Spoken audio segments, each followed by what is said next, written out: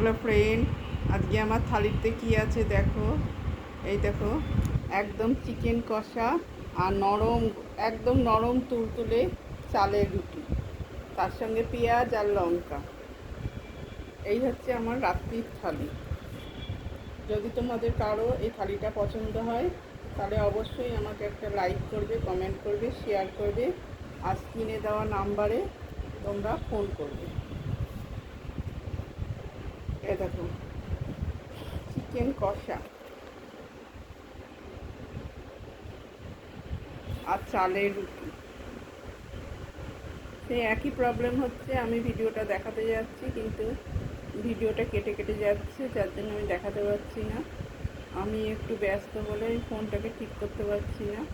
পরে ফোনটাকে ঠিক করে তোমাদের পুরো ভিডিও দেখাবো। আজকে আমার শুধু থালিটা দেখালাম, চিকেন কষা আর চালের রুটি। এই হলো আজকের থালি।